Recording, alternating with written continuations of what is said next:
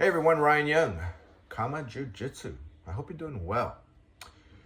You know, I was looking at something on the BJJ Fanatics page, and they were talking about why blue belts quit. And I think this is something that we've done before. I know we've done why people quit, but I don't know if I've done one onto why blue belts quit. You know, that's something that's commonly referred to as the blue belt blues. And I have my reasons. When people ask me about it, I tell them why I think they do it. Here's the thing. To get to the blue belt, at least here at KAATARO Jiu-Jitsu, I'm not sure about other places, but I'm thinking it's probably similar or the same. To get to the blue belt, coming in as a brand new individual, you need to make changes in your life to be able to make the time to train, to learn the curriculum, if you have one, right? Sometimes they just say, just keep coming and you'll learn it, which, you know my thoughts on that. But you have to change your life around. Sometimes, you get to a point where your body just doesn't want to cooperate, in which case you then have to make some changes, additional changes, right?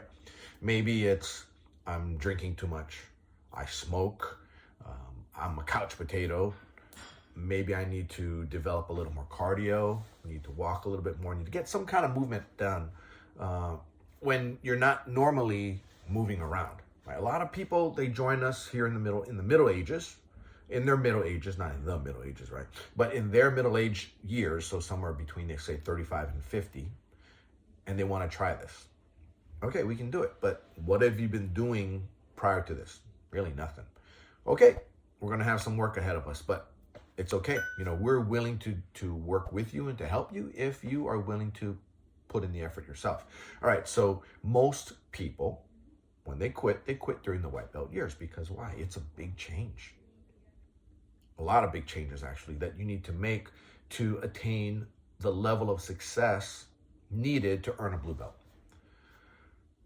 Now that they're a blue belt, they earn it. They're like, yeah, this is what I've been working for. And they quit. A lot of times they set as their goal the blue belt. And I've done videos on this before where you don't even want to set a belt as your goal.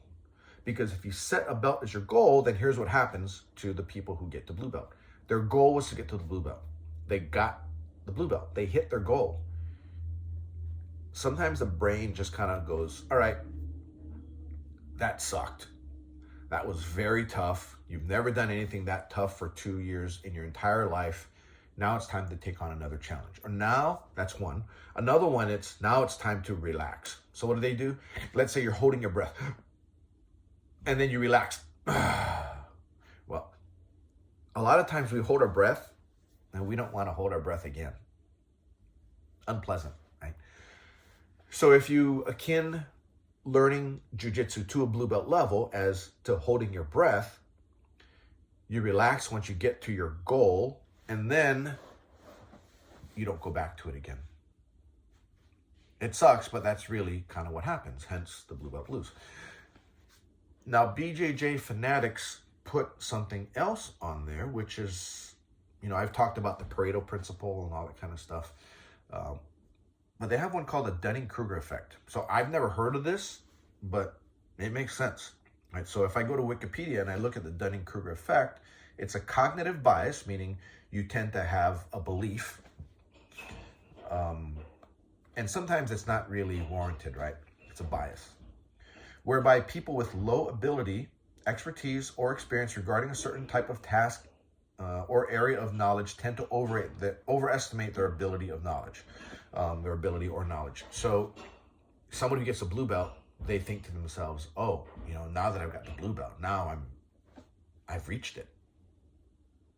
No, you reach the first step. Remember, there's still purple, brown, black after that, right? But the learning curve from white to blue is so high that it almost kind of, makes somebody, in our school, for instance, if you get the blue belt, the expectation is that you're street ready, right? That you can defend yourself pretty much against most people if you get into a confrontation. Now, will you be able to defend yourself against a black belt? Probably not. But what's the likelihood of a black belt attacking you on the street? Very, very, very small. You're less likely to be attacked by a black belt in jiu-jitsu than you are for being attacked by somebody who's never trained any kind of martial art at all. I think a lot of it's because by the time you get to the upper belts, you either realize what you don't know, right? Or you've been exposed to other martial artists as well, and you just realize, why even bother? I know how to avoid a fight. I can defend myself if I need to, but I really don't want to have to be in that situation. So you can walk away from something.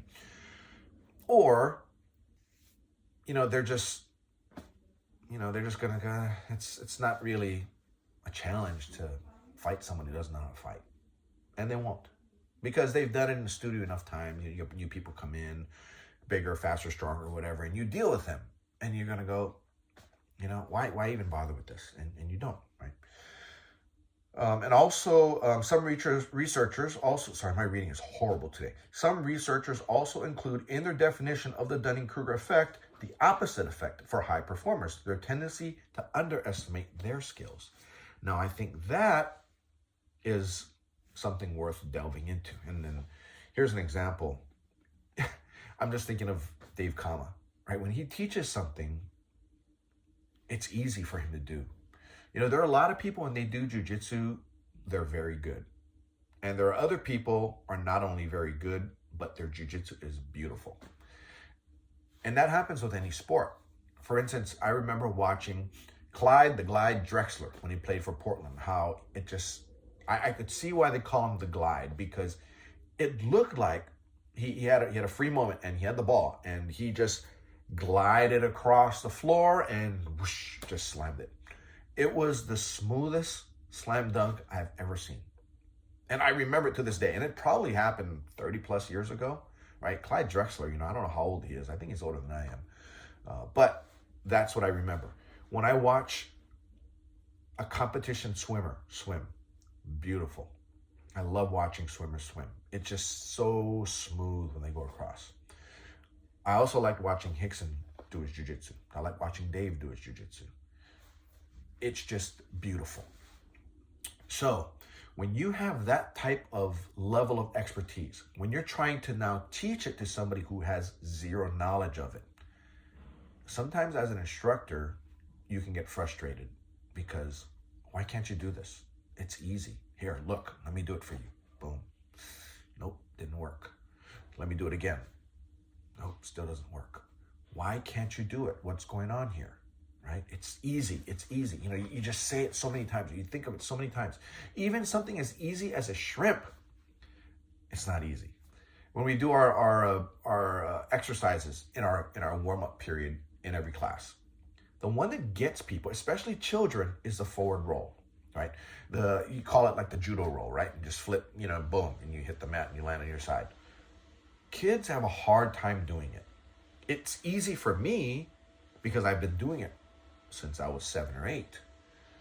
But trying to teach another kid to do it, it's a challenge every time.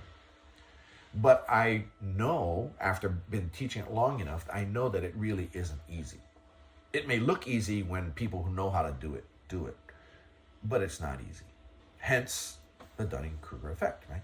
So it's the people who overestimate their skills, right? Now they get to their blue belt and they think, ooh, I can beat up anybody now. And they want to start picking fights.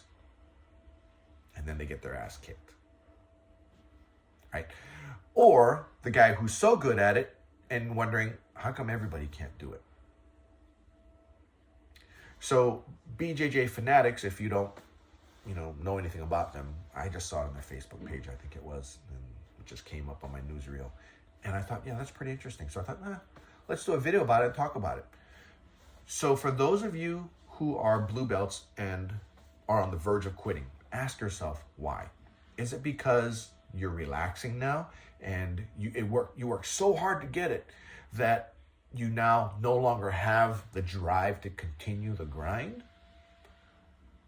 Right? Similar to a person who goes on a quest to lose weight and they do it in a way that they don't like. They dread it, right? Oh, I gotta eat the salad again, right? Why can't I just eat Ice cream, right? Well, I gotta eat a salad, right? If you really hate salads and you don't convince yourself to like them, you could willpower it out, get to your target, but then after you get to your target, you go, okay, I hit my target. Let your air out. Next thing you know, I'm gonna have an ice cream. And then boom, 5 pounds up. You go, oh shoot, 5 pounds up. But I can easily lose it again. I've done it once, I can do it again. Boom, another 5 pounds, right? Next thing you know, you're right back to where you started.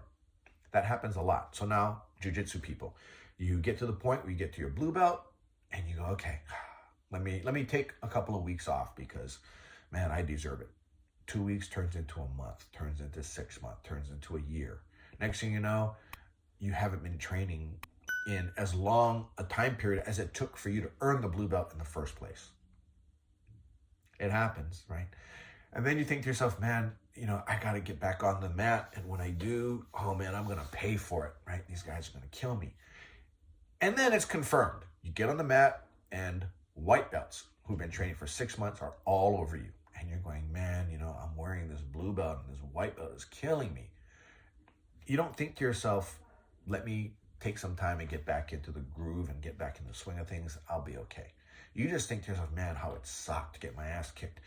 And if when you came as a white to earn your blue belt, you thought of it as sucking every time, then you taking a break and then coming back and getting your ass handed to you, you're going to think it sucks. You know, we all run away from pain. We don't run toward pain. Well, a few of us do. A few of us are wired that way. Most of us are not. We seek pleasure and we run away from pain. And if jiu-jitsu is pain to you, you're going to deal with the pain long enough to get your blue belt and then you're going to quit. That's why we at KAATARO Jiu-Jitsu, we put stripes on blue belts, right? We do the 4 stripes just like everybody else does.